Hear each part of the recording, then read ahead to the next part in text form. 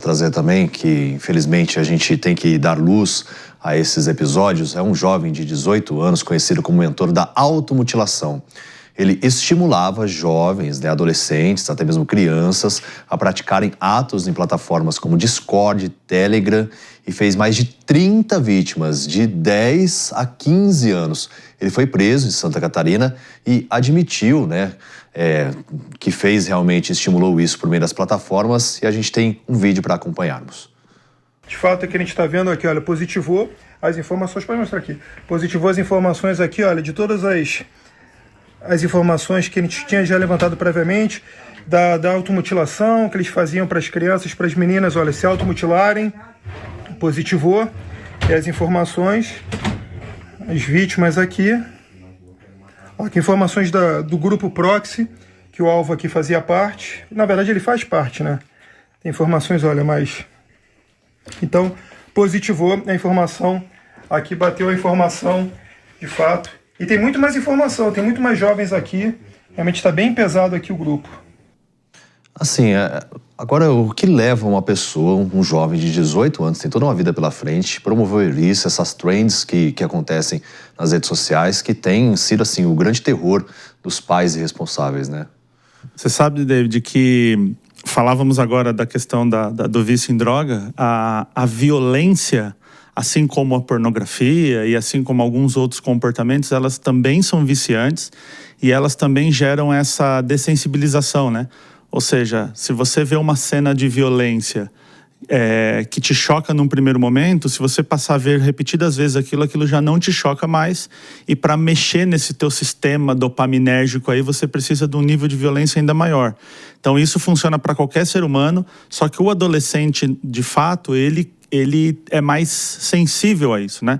Então, o impacto dessa violência na mente do adolescente, ela é viciante, de fato, e mostra casos absurdos como esse, porque também isso gera grupo, aceitação, né? Quem faz atrocidade muito grande, enfim, aparece na imprensa, né? Eles têm essa coisa de querer aparecer, de querer ser aceito, e aí, infelizmente, muitos casos como esse aí têm aparecido. É por isso que a gente fez questão de esconder a identidade dele, que é um protocolo que a imprensa tem adotado cada vez mais. Mas vamos conversar ao vivo também com uma especialista no assunto, a Lisandreia Savariego, né? Ela que é delegada aqui da Polícia Civil do Estado de São Paulo e acompanha essas redes sociais. Gostaria até de começar perguntando, geralmente a gente fala muito do Discord, a gente falou do Telegram, mas tem outras redes sociais que são promovidas essas atitudes, essas automutilações, até mesmo estupro virtual, que os pais devem ficar atentos, e até como que pode fazer essa verificação, né? Porque muitos têm dúvidas.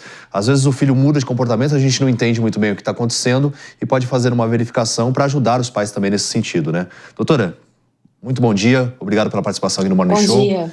Eu sempre chamei ela de Lisandria, mas é Lisandreia, hoje que eu fui corrigido. E eu sempre conversei com ela há vários anos já e sempre errei o nome da doutora. Imagina. Obrigada pela oportunidade. Eu acho que é muito importante a gente deixar claro aqui, como o William já mencionou, que esses jovens, no caso dos adolescentes infratores, dos autores desse caso, desse preso, né, que foi preso ontem, maior de idade, recém-adquirida maioridade, eles estão nas redes, né, plataformas digitais, atrás de pertencimento, atrás de ficarem famosos, atrás de acolhimento, que por vezes não tem em casa. Hoje está tudo ali muito fácil, muito acessível. Eu não preciso mais ir atrás de uma videolocadora, como era na nossa época, né, sem nos chamarmos de velhos, mas assim, a gente ia atrás de filmes com conteúdos violentos. Hoje não, hoje está tudo na tela, o algoritmo reconhece tudo aquilo e vai gerando nesses autores e adolescentes infratores exatamente a dessensibilização. Hoje eu digo, sem sombra de dúvidas alguma, porque nós temos, iguais a esse que foi preso ontem, nós temos mais de 800 alvos em monitoramento contínuo nas redes. Ou seja, tem muita gente aí praticando esse tipo de crime que nós estamos monitorando o tempo inteiro. Então, eles estão indo atrás, sim, de uma violência extrema o tempo inteiro. Ou seja, não basta que seja a violência de ontem, a de hoje tem que ser pior.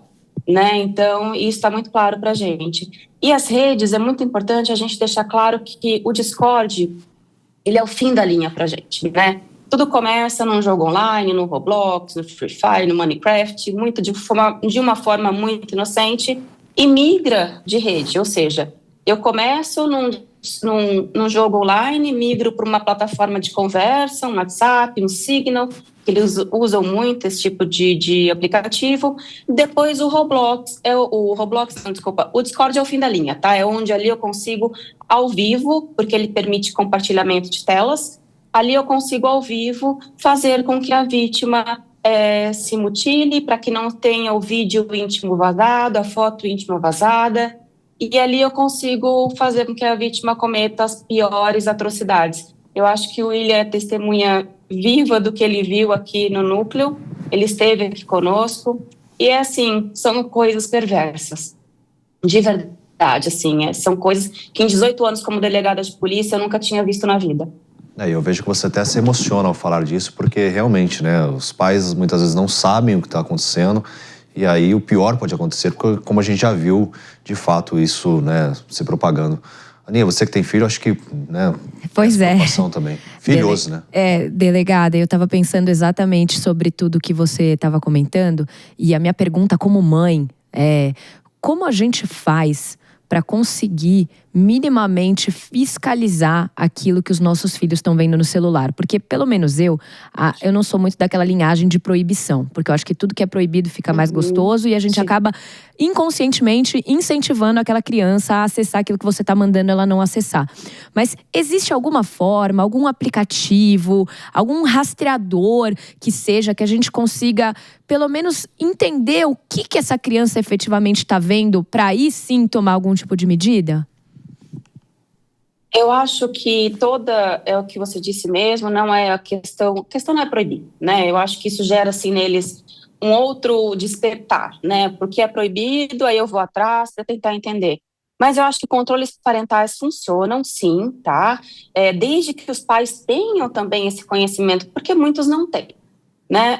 Eu acho também que uma boa educação digital dada em casa e nas escolas, eu digo sempre que essa é a minha briga pessoal. A escola tem que estar conosco nessa, né? Não adianta só que eu intervenha, porque quando chega para mim, é muito importante que as pessoas saibam disso. Se chegou para mim é porque é quase o fim da linha, né? Eu já cheguei a ligar em casas de adolescentes e crianças, até hoje nós já salvamos 336 vítimas ao vivo. Vítimas que estavam prestes a se mutilar, a tirar a própria vida. Então, assim, é muito importante que seja uma união de esforços.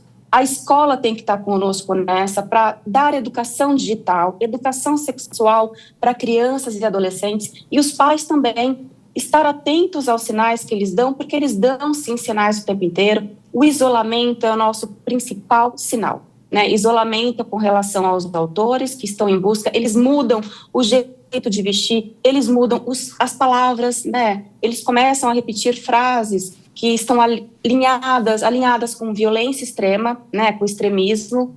Então, é muito importante os sinais e que os pais se atentem. Muito mais do que só olhar para o próprio filho, olhar também os outros que estão ao entorno dos nossos filhos. Não, sem dúvida alguma, né? E jogos que, sim, são populares, né? Roblox, Minecraft. Eu fui até no cinema assistir Minecraft com meu filho, que é um jogo muito popular entre as crianças. A gente vai partir para um rápido break só para o pessoal que está no rádio, daqui a pouquinho a gente está de volta. Para as outras plataformas, nós seguimos aqui, explorando com a doutora Luiza Andréia. William, acho que pode falar também, complementar, né, sobre esse papo com a gente, porque, de fato, é uma preocupação e essas pessoas, infelizmente, estão aí para fazer essas trends e causar automutilação, enfim, esses crimes que são praticados na rede. Eu tenho... Bom dia, doutora Luiza Andréia. Prazer ter você aqui com a gente. Eu tive lá no NODE, no núcleo que a Luiza Andréia coordena lá com maestria, e eu sempre falo que foi a coisa mais horrível que eu vi na minha vida inteira. A pior coisa que os meus olhos já enxergaram em toda a minha vida foi exatamente o que ela falou. Ela mesma disse que em 18 anos na polícia foi a coisa mais horrível que ela já viu. E de fato tem essa questão do pertencimento, e tem um ponto interessante, né? A vítima, ela cai nesse sistema por busca de pertencimento, ou seja, o agressor, ele é um bom engenheiro social, né? Ele traz essa vítima para ele no pertencimento, ou seja, ele elogia, ele faz ela se sentir importante, e o agressor também está lá por pertencimento porque ele vai escalando, né? E aí eu até queria deixar aqui uma pergunta. Existe, assim, uma hierarquia? Quem faz coisas mais absurdas tem um posto maior dentro das chamadas panelas, né, no Discord, ali, a comunidade que eles formam. Existe, assim, uma hierarquia? Conforme ele vai fazendo coisas mais absurdas, ele sobe de posto, vamos dizer assim? Exatamente. Nós temos dentro do Discord, para quem não conhece o Discord, vamos fazer uma analogia, né? Um prédio, né? Vamos supor, a plataforma Discord é um prédio, e dentro dos apartamentos desse prédio estão os servidores. Então, eu posso criar um servidor para a gente falar sobre literatura, e também posso criar um servidor para a prática de crimes. Dentro desses servidores, que eles chamam, esses que são criados para crimes, eles chamam como panelas, né? E quem está nas panelas são os paneleiros, que são os criminosos. É muito importante os pais se atentarem a esses termos também, que eles começam a falar e a gente não sabe o que eles estão querendo dizer com isso. Dentro desses servidores, dessas panelas, há sim uma hierarquia. Ou seja, eu começo como um mero usuário e à medida que eu vou praticando atos de violência, eu vou subindo hierarquicamente. Então, esse que foi preso ontem é sim considerado um líder dentro da panela, porque ele praticou já inúmeros atos perversos. Ou seja, quanto mais cruel for o ato, mais hierarquicamente eu subo, né? Eu consigo galgar outros cargos. E o porquê dos cargos mais elevados? Porque ali dentro de uma transmissão ao vivo, porque tudo só vale ali, a automutilação das vítimas, só tem valor se for ao vivo, tá? Senão não vale. E ali eu consigo dar ordens, né? Eu consigo atribuir para as pessoas darem ordem. Por isso que vem a liderança. Eu decido, como líder, quem pode falar, quem pode dar ordem. Nós temos caso que a vítima é exposta nua, ao vivo, dentro desses servidores, dessas panelas, e aí inúmeras vozes a gente escuta rindo e dizendo, olha, antes de você se cortar, corta o cabelo, corta o mamilo, corta... Isso eu estou falando de vítimas de 11 anos, de 10 anos de idade, né? Então é muito importante os pais se atentarem a tudo isso e principalmente, além do comportamento, aos termos utilizados. Porque quando os pais também vão fazer a pesquisa, a gente fala assim, fiscaliza as redes sociais dos seus filhos e tudo mais. A gente pensa nas tradicionais, Facebook, Instagram, TikTok, só que a gente vê que existem outras plataformas que eles utilizam. E por isso também dá dificuldade da polícia muitas vezes de conseguir identificar, né? Porque essas plataformas não contribuem com as investigações. Se eu estiver errado, a doutora até me corrija, porque é uma dificuldade que eles têm. Eu gostaria até de citar o nome, porque eu perguntei antes da nossa entrevista, até ontem para a doutora, tem o Discord, Telegram, o 4chan e o Hobbit. Inclusive eu vou soletrar daqui a pouquinho, só vou recepcionar o pessoal que está de volta no rádio. A gente ainda está repercutindo aqui esses desafios que são realizados na rede social. Estava até falando que a gente, normalmente, quando vai pesquisar sobre isso, a gente acaba indo nas plataformas mais comuns. Instagram, WhatsApp, mas as redes sociais que são promovidas, essas trends, essas automutilações, são outras. Tem o Discord, Telegram, 4chan, que é o 4 escrito Chain, né? CHAIN, e o Hobbit, que é ROBBIT. E jogos que são tradicionais. Então, assim, só fico alerta para que você possa fazer a verificação também no celular do seu filho ou até mesmo nos videogames. E como fazer? Eu acho que essa é uma dúvida, porque a própria delegada estava trazendo. O Discord, por exemplo, é um prédio, vai ter canais que podem ser saudáveis, pode ser o filho conversando com colegas de escola sobre coisas normais. Então, o que é que o pai deve olhar quando entra numa rede social como essa? Como identificar sinais de que, para além do uso saudável ou normal daquela rede, há um uso perigoso ali? Excelente pergunta, vamos lá. É muito importante que os pais, aquilo que eu disse de controle parental, que faz, é bom desde que os pais saibam manusear um controle parental. Eu digo sempre que a dica de ouro vá até a lupa do TikTok, a lupa do Instagram. Procure saber o que seu filho consome na internet, porque ali há um histórico de pesquisa. né? Por mais que ele tente apagar, a gente consegue recuperar, é só entrar e ver vídeos, que isso é muito fácil, está muito acessível. E para que vocês tenham uma ideia, hoje, Instagram, TikTok, as redes mais comuns, eles servem como iscas, ou seja, ele coloca ali os links que dão acesso direto ao Discord, por exemplo, quando eles anunciam eventos. E o que é evento? Evento é quando algo muito ruim vai acontecer. A morte de um gatinho, uma automutilação. Quanto mais público tiver, né, mais grave é o evento. Então, eu começo inicialmente com uma morte de um gatinho e posso chegar a uma automutilação de uma menina, de uma vítima, e até um estupro virtual. Então, vá até a lupa do TikTok, a lupa do Instagram, a lupa de qualquer local que o seu filho percorra ou consuma ali e tente entender o que ele está consumindo, o que ele está buscando, né? Eu acho que isso diz muito, é uma dica muito simples que os pais podem fazer. Nossa, sem dúvida.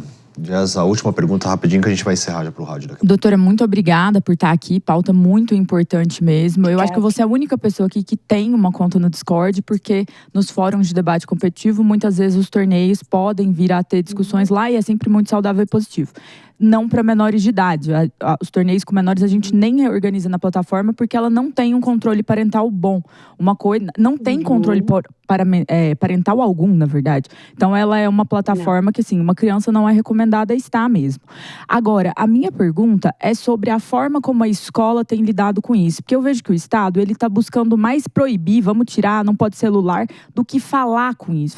Dialogar com essa situação, conversar com os pais e falar, tem esse aplicativo que ele vai tirar prints a cada 5 minutos da tela do seu filho. E você vai poder olhar depois o que ele está escrevendo, ou coisas assim. Ou até mesmo com as crianças, mostrando que essas pessoas são ruins. Então, recentemente eu vi uma influencer que ela se passou por uma menor de idade, foi jogar um desses jogos e mostrou que ela foi aliciada ali, tentada ali ter algum tipo de contato. Que são jogos que estão ali nos videogames, etc., são bem comuns. Então, assim, a senhora acha que talvez exista necessidade de uma reavaliação da forma como a escola e o Estado se posicionam em dialogar com isso, e mais do que tentar proibir o problema, falando não mexe no celular, mostrar os caminhos para a segurança ser alcançada? Eu vou te dar uma percepção muito minha, tá? Porque, assim, eu acho que o William é meu testemunho, né? Porque eu tenho ido muito atrás disso mesmo, principalmente para conscientização de pais e professores, porque é um olhar atento ali que a gente salva vidas, né? O olhar atento, um ouvido mais atento. E, por incrível que pareça, nas escolas estaduais, eu não tenho encontrado nenhum tipo de obstáculo. Eu tenho encontrado mais obstáculos, ou seja, eu tenho mais essa negação nas escolas particulares, né? Porque eu acho que vocês vão entender o que eu digo aqui. Quando a gente narra um problema que vitima criança e adolescente dentro da minha casa, por exemplo, eu toco numa ferida muito forte, e aí vem a negação, né? Os pais, por vezes, também não querem saber muito de tudo que está acontecendo. Então, é um obstáculo que a gente tem encontrado, mas eu acho que é uma questão de tempo. Eu acho que trazer pai e mãe para o nosso lado, trazer professor para o nosso lado também, e fazer com que os pais exijam que nas escolas tenha educação digital, tenha educação sexual, para que essa vítima não mande um vídeo íntimo, não mande uma foto íntima, e que ela tenha consciência que, se mandar, a gente não tem mais controle, né? A gente não tem mais controle. Sem dúvida. Doutora, muito obrigado por todos os esclarecimentos. Doutora Lisandreia, que agradeço demais a presença aqui no Morning Show, né? Acho que um baita conselho, assim, para todos os pais, para que fiquem atentos e redobrem os cuidados, e principalmente para que possam fazer buscas, porque às vezes os filhos apresentam quadros de ansiedade e tudo, a gente não sabe o que está acontecendo, e às vezes pode ser isso. Muito obrigado. Obrigada. Inclusive, eles também investigam, né, ataques que possam ser promovidos em escolas, tudo é um trabalho, assim, muito legal da polícia, legal para realmente prevenir, mas que, infelizmente, esses episódios aconteçam, né, doutor? E é um ponto legal de falar, até que aqui no estado de São Paulo, o NOAD, que faz parte da Secretaria de Segurança Pública, tem uma parceria muito forte com a Secretaria de Educação. Então, trabalham junto exatamente para isso. E tem um caso até interessante, né? Depois a gente pode, em outro momento, ouvir a Lisandreia. Esse rapaz que foi preso, que estava mostrando na matéria no começo, esse capeta, não sei como é que dá para chamar um ser desse, ele pediu para a menina escrever na Gillette o nome da Lisandreia. Nossa. O cara é abusado, né? Ele pediu para escrever o nome da delegada. Ou seja, já conhece também o trabalho das forças de segurança, da investigação que é feita, né? Bom, pessoal, vou me despedindo pro pessoal que nos acompanha pelo rádio. Muito obrigado pela sua companhia. Você fica agora com o Pânico e amanhã a gente está de volta a partir das 10 horas da manhã. Até mais. E agora, para as outras plataformas, a gente segue aqui repercutindo, porque, de fato, é uma coisa que os pais precisam ficar atentos, tudo, e prestar muita atenção. Mas, David, você sabe que ao longo do programa, várias vezes a gente chega no mesmo lugar, que é a sensação de impunidade. É a sensação de que a pessoa é tão segura do cometimento daquele crime que ela pede para a vítima escrever o nome da delegada responsável por combater esse crime. Aninha, posso te dar só um dado para complementar? Favor. Há 2 anos atrás, nós tivemos o caso de Aracruz, que um atirador entrou e matou 4 pessoas atirando. Ele era menor de idade. 2 anos preso, está solto. Ele assassinou 4 pessoas no ataque à escola. E ele está solto. Então, a gente está passando nesse momento também pela questão da educação, de como os pais, como a escola pode intervir, mas o que a gente está vendo é um agravamento de padrões muito ruins como sociedade. O Morning Show inteiro hoje a gente falou sobre como as pessoas das mais diversas esferas da sociedade estavam cometendo crimes livremente porque elas sabiam que não seriam punidas. E agora a gente está vendo menores de idade indo pelo mesmo caminho. Ou seja, a gente está criando uma nova geração que, ao invés de entender a gravidade daquela prática, continua a perpetuar esse comportamento de achar que não haverá punição e de ser ainda ousado naquilo que está fazendo. Porque você, desculpa, eu vou retomar isso, você escrever, pedir para sua vítima se mutilar, escrevendo o nome da delegada responsável por investigar esse tipo de crime, é muita audácia. Eu acho que a palavra é audácia. E enquanto a gente não tiver uma reforma efetiva de como as punições são feitas aqui no Brasil, infelizmente, isso só tende a piorar. E isso dialoga com a situação da maioridade penal no Brasil, porque a maioria desses casos muitas vezes vai ter ali um jovem de 17, de 16 anos que começa a fazer isso, a criar essas panelinhas, a trazer pessoas mais jovens e que sabe que não vai ser punido em termos assim abrangentes. Então isso também gera um incentivo. E nós precisamos, enquanto sociedade, nos adaptar aos novos tempos, aos tempos em que 18 anos já é marmante, gente. 18 anos não é criança. Aos 16, alguém pode votar no nosso país, que talvez seja o exercício de maior responsabilidade que se tem. Mas essa pessoa não tem ali a mesma representação legal de um adulto. Então isso também incentiva, porque eles estão querendo criar esse movimento. Eles acham que não vão ser pegos, porque no Brasil o crime vence. 2, ainda que eles sejam pegos, vamos ser sinceros, existe uma chance muito grande deles não permanecerem presos ou pagarem pouco tempo. Então, na cabeça deles, né? Exato, vale a pena motivar isso. Eu acho que a punição é fundamental, mas a gente não pode abrir mão da prevenção, né? Porque geralmente os jovens que são cooptados para essas redes, eles são mais novos, né? Esses de 18 já são 14, aqueles que 13, são os cabeças. Tem vítimas de 7 anos, mano. Olha isso é inacreditável. E aí tem uma teoria psicológica, William, de que quando a criança ela não sabe expressar seus afetos com as palavras, ela expressa com atos, muitas vezes com atos violentos e violência contra si mesmo, né? Então, acho que é importante o diálogo, que os pais consigam estimular os seus filhos a expressarem aquilo que estão sentindo e entender o momento psicológico que o seu filho está passando, porque ele pode acabar ficando uma vítima vulnerável para ser cooptado por um grupo como esse. E uma outra questão é como que, enquanto Estado, eu acho que a gente está lidando com redes sociais, até em aspectos de críticas. No Brasil, recentemente, desinformação, é questão política. E, particularmente como liberal, eu renego regulamentações que dialoguem com isso. Mas quando a gente está falando de uma plataforma como o Discord não caiu no Brasil, mas o X caiu. Me parece assim, uma dosagem equivocada do que causa mais dano à nossa sociedade. Não defendendo que deva cair, mas, por exemplo, não tem controle parental. A Lisa André já contou que assim, está acontecendo agora uma tentativa de mutilação, agora está acontecendo. Grupo. O Discord não derruba. Simplesmente. É isso que é um absurdo, né? De realmente eles não conseguirem ter um mecanismo para falar assim, vamos interromper a rede. Aí eu concordo de ter uma regulação. Pois é. né? E tem uma frase da Leila Pereira. Já tem. O Discord, então, está descumprindo aspectos do marco legal. Descumpre, porque sabe que não vai acontecer nada se descumprir. Né? Então, mas assim, com o Twitter voltamos, acontece. Mais uma vez a questão da impunidade. Tem uma frase da Leila Pereira, quando aconteceu o caso do Robinho, que essa frase me marcou, assim, essa frase é incrível. Ela falou assim, a impunidade é a semente do próximo crime.